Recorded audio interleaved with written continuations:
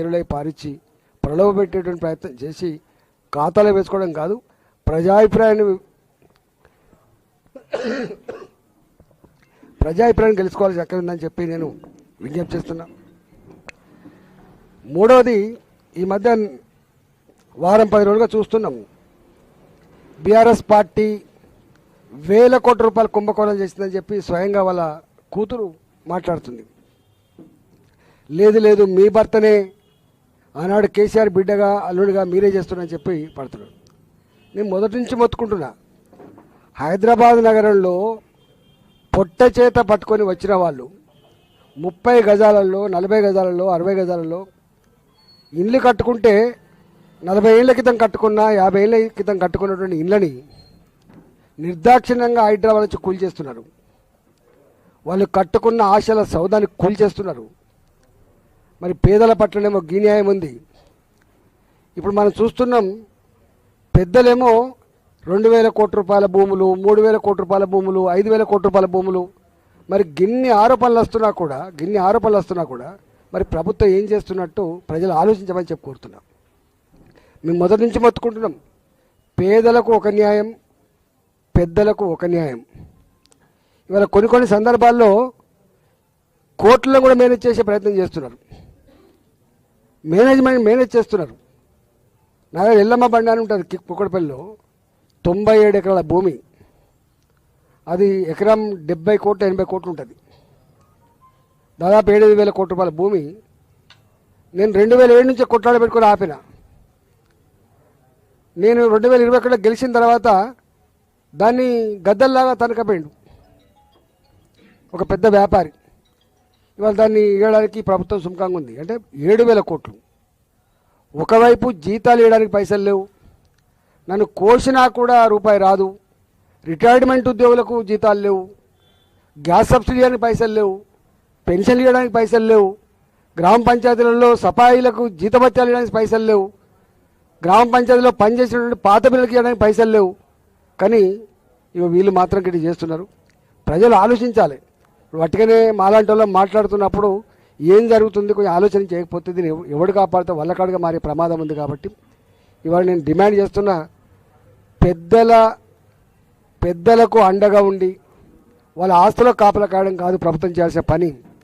ప్రజాప్రభుత్వమే అయితే పేదల గుడిసెలు కూలగొట్టకుండా, పేదల ఇళ్ళు కూలగొట్టకుండా పేదలకు రక్షణ కల్పించాలని చెప్పి నేను డిమాండ్ చేస్తున్నా.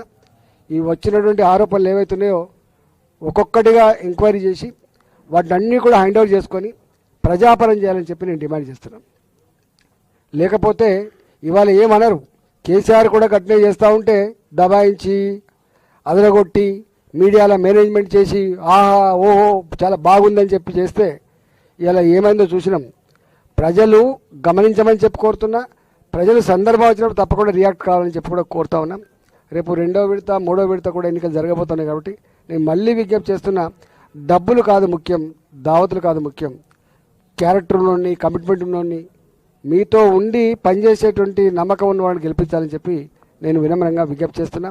ఇవాళ హుజురాబాద్ నియోజకవర్గంలో మేము 25 ఏళ్ళుగా ఇక్కడ మేము పనిచేస్తున్నాం.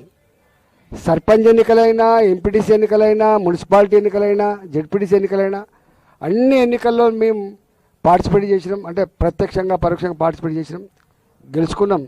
ఈసారి కూడా అంటే మేము 2 ఏళ్ళు అవుతుంది మేము ఇక్కడ లేమని చెప్పి ప్రచారం జరుగుతున్నప్పటికి కూడా మా మీద విశ్వాసం ఉంచి నమ్మకం ఉంచి మీరు గెలిపించారు. తప్పకుండా ఈ గ్రామాల అభివృద్ధిలో మా సర్పంచ్లకు తోడుగా నేను కూడా వాళ్ళు ఎంబడి ఉండి ప్రజలు ఏ నమ్మకాన్ని విశ్వాసాన్ని ప్రదర్శించిందో వాటిని వమ్ము చేయకుండా నడిపిస్తామని చెప్పి కోరుతా ఉన్నాం.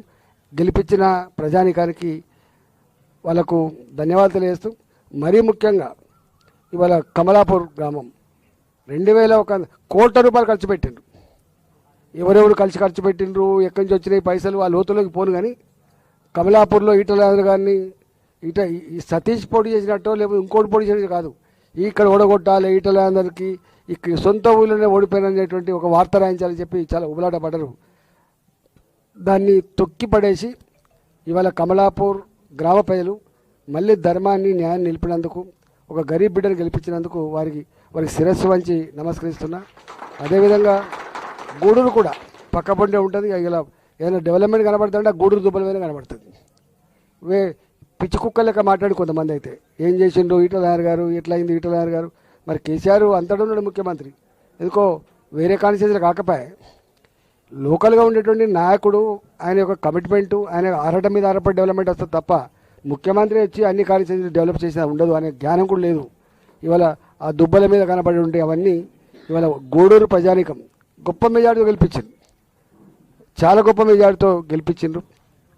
మిగతా కూడా అక్కడక్కడ మేము సరే ఒక్క ఓటుతో రెండు ఓటుతో పోయినప్పటికీ కూడా మా వాళ్ళు గొప్ప కొట్లాడినరు.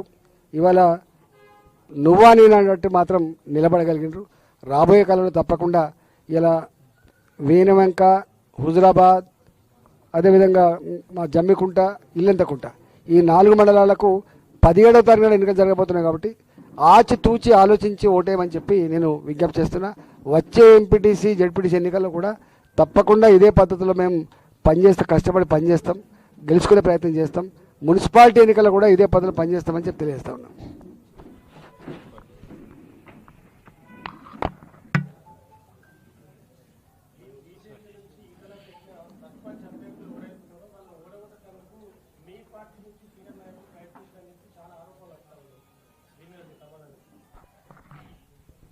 దాని మీద నేను ఏం కామెంట్ చేస్తా కానీ నేను భారతీయ జనతా పార్టీ ఎంపీని, చూసిన నేను కూడా అక్కడక్కడ అంటే అవగాహన లేని పిచ్చోళ్ళు పెట్టే పోస్టులు అవి. అవగాహన కూడా ఎప్పుడు పెట్టాడు.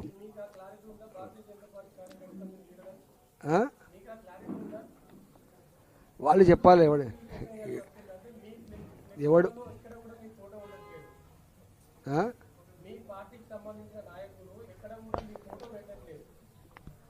చూడాలి. మరి ఈటల రాజేందర్ గారు ఏ పార్టీలో ఉన్నాడో మరి వాళ్ళు చెప్పాలి, ప్రజలు తెలుసుకుంటారు.